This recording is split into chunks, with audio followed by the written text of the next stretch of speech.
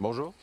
Le fait que Saruman n'ait pas utilisé ses forces pour éliminer Silverbarb et les autres Ents a été qualifié de trou dans l'intrigue des deux tours, mais compte tenu de son pouvoir et du leur, une telle stratégie n'aurait rien de bon pour le sorcier déchu. Et c'est juste après ça.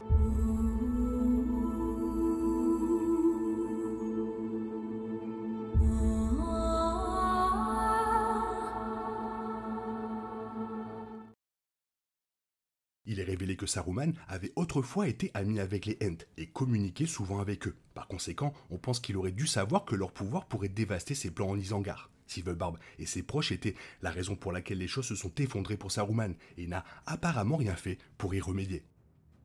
L'objectif de Saruman dans Le Seigneur des Anneaux était d'industrialiser la Terre du Milieu. Bien sûr, cela faisait de lui un ennemi naturel des Ents, chargé de protéger les forêts détruites par Saruman. Une fois que Silverbarb et ses camarades ont décidé lors du conseil que cela ne pouvait pas continuer, ils ont marché vers l'Isengard et ont détruit tout ce que le sorcier avait construit. De plus, les Ents envoyèrent leurs Huorn au gouffre de Helm pour défendre les Rohirrim contre les Uruk-hai de Saruman. Tout cela aurait pu être évité si Saruman avait traité avec les Ents, mais il n'aurait pas pu s'attendre à ce résultat dans Le Seigneur des Anneaux les deux tours.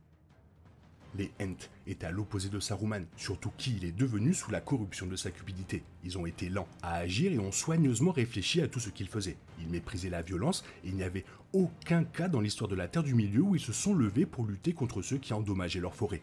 Au cours du premier et du second âge, Morgoth et Sauron ont tous deux causé de terribles destructions aux Ents et à leurs maisons, et on soupçonne que ce dernier seigneur des ténèbres était responsable de l'anéantissement des femmes Ents. Il est donc raisonnable que Saruman s'attende à ce qu'il reste les bras croisés et ne fasse rien.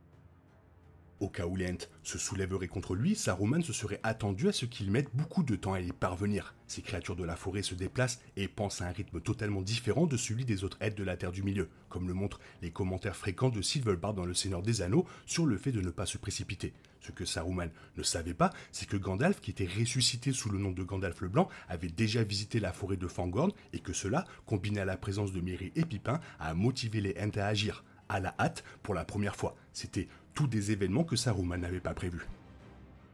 Gandalf a demandé l'aide des Ents parce qu'il savait à quel point Silverbarb et son peuple étaient passionnés par les forêts qu'ils essayaient de protéger. Même s'ils n'étaient pas une espèce sujette à la guerre, ils savaient à quel point les forêts comme Fangorn étaient anciennes et importantes, et ils étaient prêts à tout, même à aller contre leur nature, pour empêcher Saruman de les anéantir. Cependant, le sorcier maléfique lui-même en était devenu à ne valoriser que le pouvoir. Puisqu'il ne pouvait pas comprendre ce que les Ents essayaient de protéger, il ne pouvait pas imaginer à quel point il se battrait pour cela.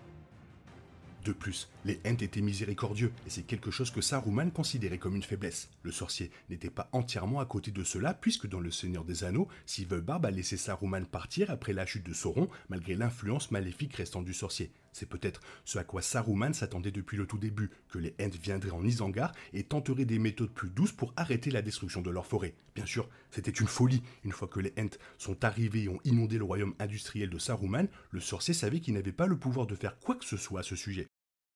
Même si Saruman a mis son arrogance de côté assez longtemps pour considérer les Ents comme une menace, il est toujours peu probable qu'il ait agi contre eux. Reconnaître la force de Silverbarb aurait signifié voir à quel point les Ents pouvaient être dévastateurs pour ses forces. Même si Saruman avait réussi à éliminer les Ents, il aurait détruit un grand nombre de ses Uruk-hai, et comme Saruman avait les yeux rivés sur des cibles comme beaucoup plus grandes que la forêt de Fangorn, c'est quelque chose qu'il n'aurait pas pu risquer.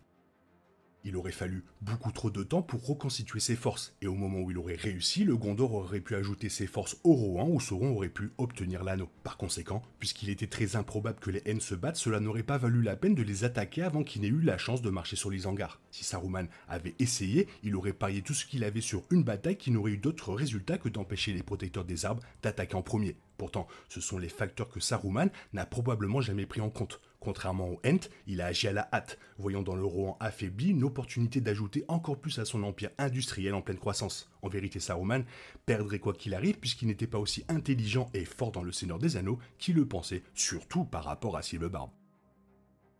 Voilà, c'est toujours important d'apporter des précisions sur des événements. Toi, qu'est-ce que tu en penses? Fais-moi part de ton avis dans la zone commentaire. Sinon, il est temps pour toi de reprendre le cours normal de ta vie. On se retrouve bientôt pour une nouvelle vidéo. Bisous bisous, bye bye.